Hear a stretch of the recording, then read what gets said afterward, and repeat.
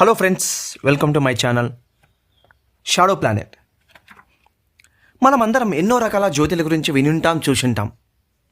అందులో కొన్ని అయినా అయ్యప్ప స్వామి జ్యోతి, అలాగే అరుణాచల స్వామి జ్యోతి కూడా. కానీ మీకేది తెలుసా, ఒక జ్యోతి ఎన్నో యుగాల నుంచి వెలుగుతూనే ఉంది. దాని అంతం తెలీదు, దాని ఆరంభం తెలియదు. ఆ జ్యోతికి కారణం కూడా ఎవరికీ తెలియదు. ఆ జ్యోతి ఏ మనిషి అవసరం లేకుండా వెలుగుతుంది. ఆ జ్యోతికి నెయ్యి అవసరం లేదు, ఆ జ్యోతికి నూనె అవసరం లేదు. మరి ఆ జ్యోతి ఎక్కడుందో తెలుసా? ఆ జ్యోతి ఉన్నది మన ఇండియాలోని హిమాచల్ ప్రదేశ్లో ఒక కొండల్లో ఉంది. ఆ ప్రాంతం పేరే జ్వాలాజీ మందిరం. అక్కడున్న ప్రజల నమ్మకం ఏమిటంటే, సతీదేవి అగ్నికి ఆహుతయ్యే సమయంలో తన నాలుక అక్కడ పడి ఆ నాలుక నుంచే ఈ జ్వాల పుట్టిందని అందరూ నమ్ముతారు.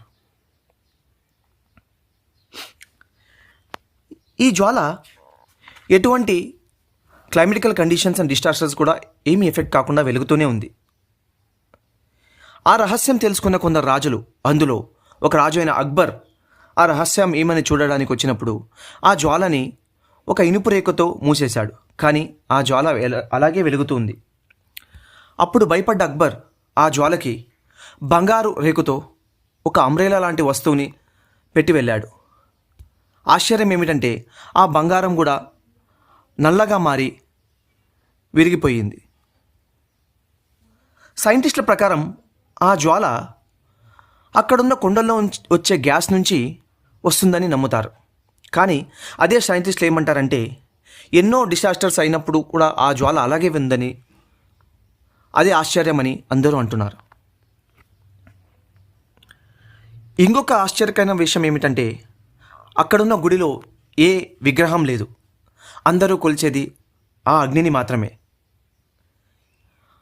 ఆ ప్రదేశాన్ని శక్తిపీఠాల్లో 51 శక్తిపీఠాల్లో ఒక శక్తిపీఠంగా అందరూ ప్రార్థన చేస్తారు. ఏదేమైనా ఆ దేవుడు లీలలు కనుక్కోవడం కష్టం. జై జ్వాలామా. Thanks for watching.